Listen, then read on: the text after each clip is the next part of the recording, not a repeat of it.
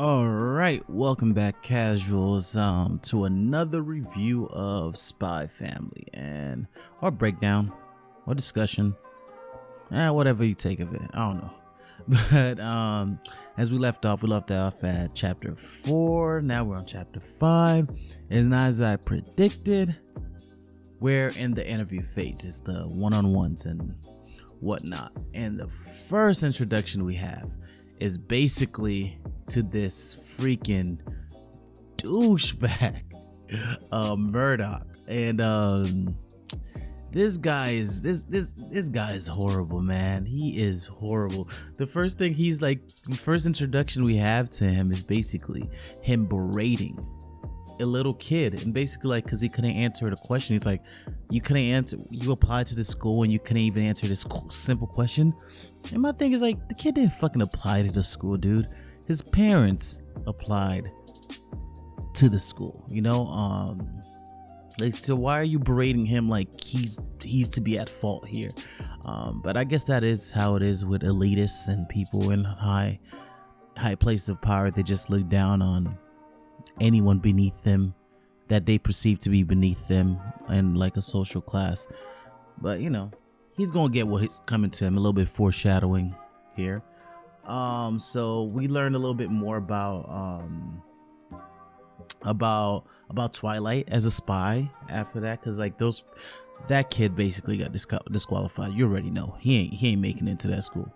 So we learned more about Twilight, and come to find out, like, he stopped nuclear missiles. I don't know if it's just more of like a cliche on the spy archetype, of like, stopping nuclear war and at the last second and stuff like that, or is it integral to the story at all? I don't think so. I think it's more using spy cliches here. And he talks about how he's never felt nervous, he never felt panicked or whatever throughout all these missions, throughout his years of being a spy. And that seems a bit odd that he's saying now he's feeling nervous, he's feeling anxious. I'm like, really? This is what I'm pretty sure. Yes, this one is the first time he's having to basically start a family, be in a family to get a mission done, and relying on quote unquote amateurs for the job to be done. But at the same time, it's like, is that really more nerve-wracking than stopping a nuclear holocaust? Like, come on. I don't buy it.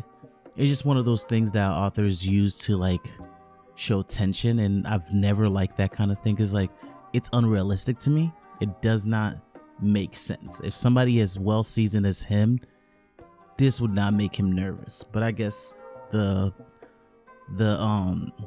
reasoning that the author is using is the fact that it's him relying on someone else for his job. When it's only him, he could ensure that he gets the outcome that he wants. But at the same time, I think like throughout missions, like especially in a spy agency, you are relying on other people for the information they're giving you, for the equipment they might be giving you. There's just more to it than just like relying on somebody to do something like in this situation. But moving on, we have the interview starting, and the first guy we meet is like he's like the jolly grandpa of the group. You could tell he's like a very nice person, probably gonna be the most sadistic person of the group when we get to find out more about him. I hope not, but that's a common trait in a lot of stories, like the very nice jolly grandpa figure, and then behind closed door he's freaking horrible. His name is Walter. He seems nice, and he basically asked, hey, Lloyd, you've been married before, and so what's up with this woman? What's up with this one? So he basically recounts how they met, and Twilight basically praises Yor and how pleasant she is, how nice she is, and all that good stuff, and Yor blushes. I'm pretty sure what he's saying is genuine. I don't know if they have gone to the point of having real affectionate feelings for each other. I think they care about each other, but I don't know if they're in the romantic phase yet. Of course, is bound to happen eventually, especially when you're playing family with somebody and you guys are both attractive and around the same age, just have a lot of, I don't know, it's bound to happen. So but I just don't know if they're there yet. Yeah. So the next thing that comes out is Murdoch, the little douchebag in the beginning that was berating the kid. He basically asked her, yo, you are a young piece of thing. Why would you get with a widowed man with a child? I mean, though he's a dick for asking that, I mean, it's a fair question. It's a fair question. Because especially in those days, man, like, you are a beautiful young woman. Like, why would you, go with a widow? Like, you could get any young man you want. Like, you're top shelf quality wine here. But it is kind of something rude and insensitive and kind of like, as we find out later, my dude Henry, which is the elegant dude, says, it's a little uncouth. I'm like learning a lot of like new, high class society words. I know this word, but it's not something I would use in my regular vocabulary. Uncouth. Nice. But yeah, so it is kind of a dick move to ask. But we find out the reason he's a dick is because he's going through a divorce and he lost full custody of his child. And if he's acting like this, I could already tell he was probably a horrible ass father anyway, so it doesn't really matter.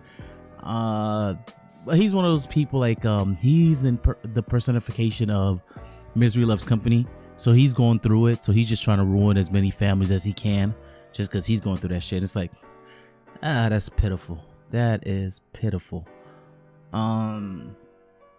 But yeah, we go on and stuff, and basically they just didn't answer the question, and we move on a little bit. They ask him why he wants to join the school, and I don't know, he just kind of says how Lloyd says how great the school is. That's the only reason he's coming in, like he wants his child to have a great upbringing and whatnot, which is great, which is a good thing, and of course Henry loves that. He's the elegant one. He's the one that freaking goes berserk when somebody does something that's very posh and high class and just has great manners. And yeah, so we go through that. He answers that very well, and basically they wanted to ask them about Anya. Now it's the parents like, yo, what do you think of Anya? And of course he praises Anya, and he says the only problem is she's a little bit picky with her foods, whatever. He wish he could change that. That's like, the cons with her. And the pros is like, she's very inquisitive, very she's always trying to learn or whatever. And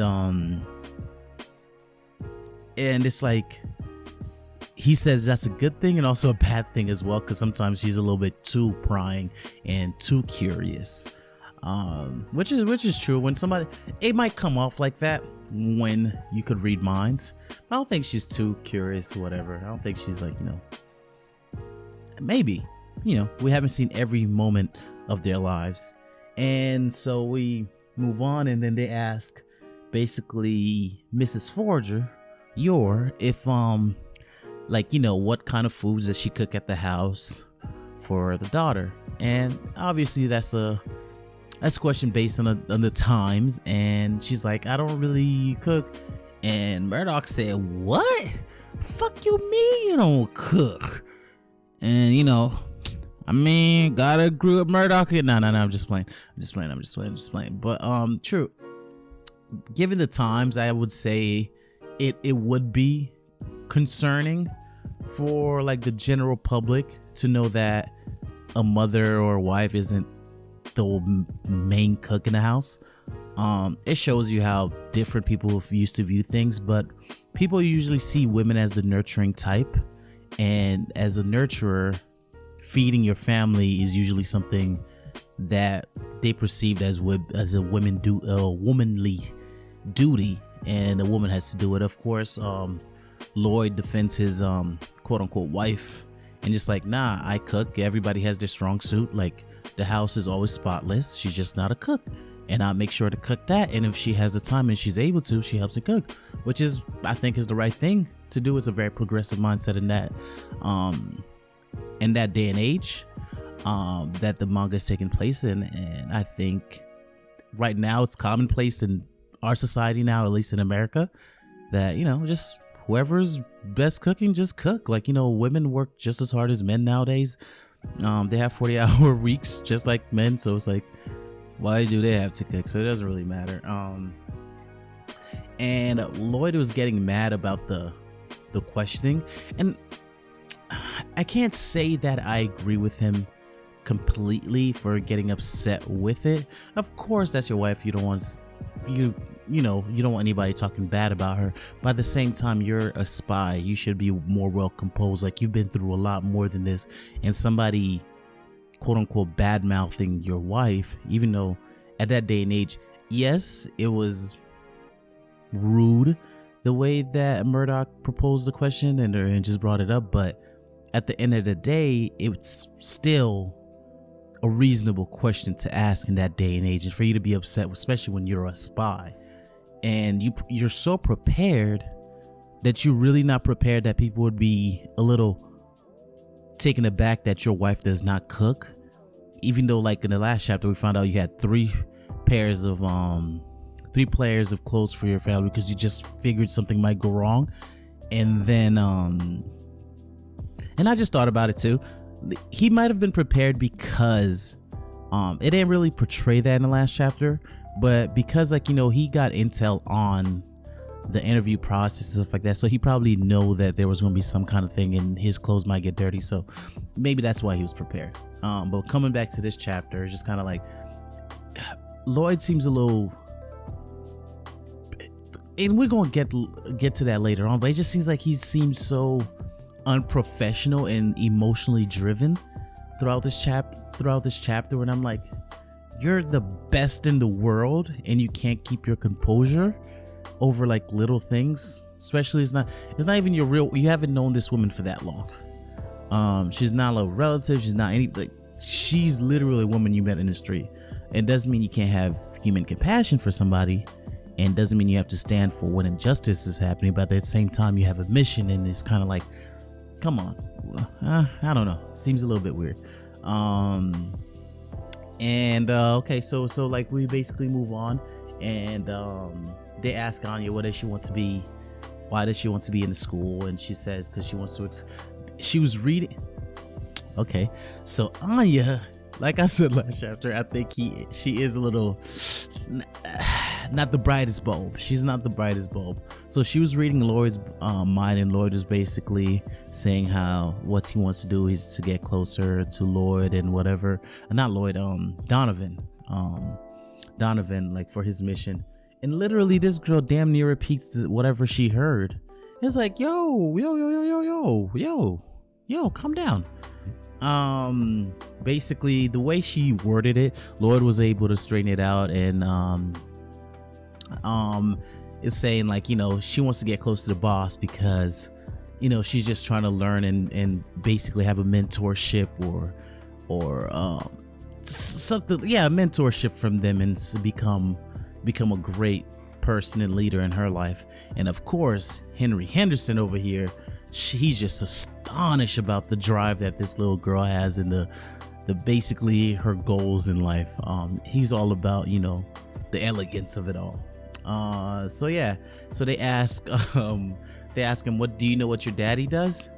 And she says he's a spy, and Lloyd is like, what?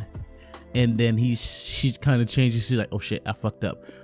A psychologist. I'm guessing she's trying to say psychologist or psychiatrist. And she's like, they're like, oh, okay.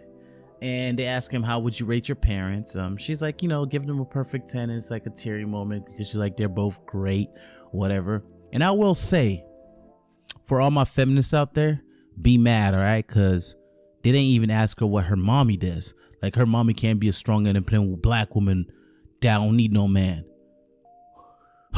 but moving but moving on, right? So they ask him, and he's like, the parents are great, and so forth, which is great. Her parents are pretty cool with her. And they ask her basically which Murdoch, Murdoch, the asshole, asked them which parent does she like better? Does she like her new mommy or her old mommy? And here is where we don't know anything about Anya's past, so we don't really know like about her mother, her parents, if they're dead, if they're alive. Like, we know she was basically experimented on. That's how she got her abilities, but we don't know anything. And so of course she starts crying and whatever. So that's something that, that's a stone we're gonna have to turn one day. And of course the parents get really defensive and very protective over her. And Lloyd even stands up. It looks like he was about to punch Murdoch. Lloyd plans to punch Murdoch, and this is what I was talking earlier. Is like, he seems very unhinged for somebody who's so well trained, who is the best spy in this country. It's like, I understand he hurt the little girl's feelings, which is wrong, but at the end of the day, like, would you really resort to physical violence just because somebody asks a very inappropriate or mean question to like a kid? Especially, not that in a real situation, like if it was my daughter, of course I'll be really upset, like, yo, how dare, like, yo, what the fuck is wrong with you, dude? But like, given his job, knowing his mission, like, I don't know if that was the right call, or if that really portrays somebody who is very well suited for that position. I would say, I don't know, but that's just my take on it. So Lloyd stands up to punch what's his name, Murdoch. Come to find out, he didn't really punch it, he just punched the table, and he said he was killing a fly. So they got the message about it. And he basically leaves and is like, yo, if this is how you guys treat little kids here, making a little girl cry, I don't think I even want my daughter to go here. And then he tells his family to stand up and let's go. And so they leave, and Murdoch's like, good, they don't belong here anyway. And Murdoch, the reason he's like this and nobody's like, standing up to him really, is because he's one of those people that got the job because of his connections. And I think his father was somebody who's like, I don't remember, he was a big honcho at the school at one point, or the head dude, the main principal, whatever. So he's the legacy hire. So nobody stands up to him, but my boy Henderson, I told y'all last week, right?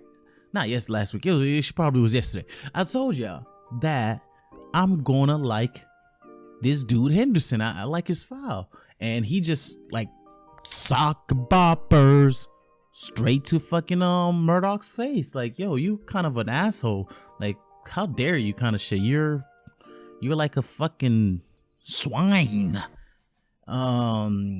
And basically he knocks his ass out, which was really cool. So they get back to the house though. Lloyd and his family gets back to the house, and they're all kind of down in the dumps because they're like, yeah, we fucked it up. We fucked up the mission. We fucked up the entrance exam. We're not going to go in.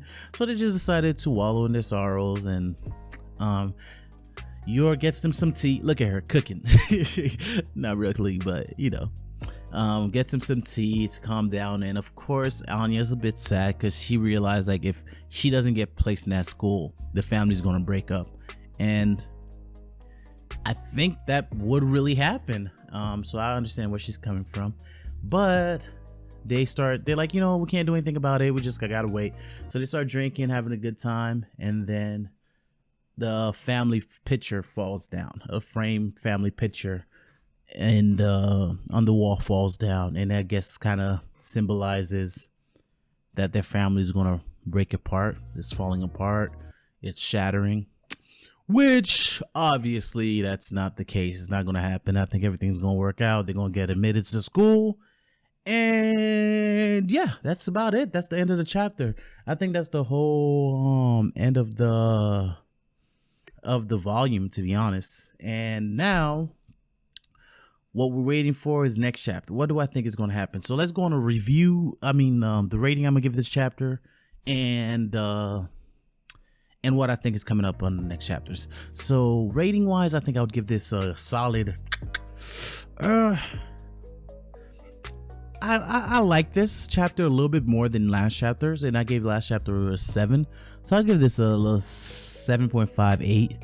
It was pretty good. The portrayal of Lloyd, like, I understand where they're going for. I just don't. It doesn't make a lot of sense to me. For as, like, if he was an amateur spy, I would be like, oh, it makes sense. But I understand he does have a soft spot for kids. But I would find it very unlikely this is the first time he would be interacting with a child to where all these emotions are bubbling up to where he can't contain himself. Because even with Yor, he was kind of like holding back his, like, he was really fighting back, and because he snapped at the guy for asking about Yor's cooking and stuff like that, he kind of snapped a little bit. So I'm like, I don't know about the portrayal. It kind of seems a little exaggerated because they won't have the feel good moment of, oh, Lloyd is such a great guy, look how honorable and whatever he is. It's like, you're a spy, your whole thing is deception. Like, literally what you're doing right now as your mission is deception and deceit and lying and trying to get what you need, using people to do what you need. So you're willing to do all those things, but you're holier than thou when it comes to, I don't know, it just didn't sit right with me. Or it might, of course this would happen eventually in the story. To me, it just happened a little bit too soon, and of course I would like, a little time to happen. But yeah, it was a pretty good chapter. And for next chapter, I'm guessing somebody's gonna come and tell them that they got in, and probably Anya's first day is gonna start from there. That's my take on what I think is gonna be happening in the next chapter, and I'll catch you guys on the next one. Peace. I'm out of here.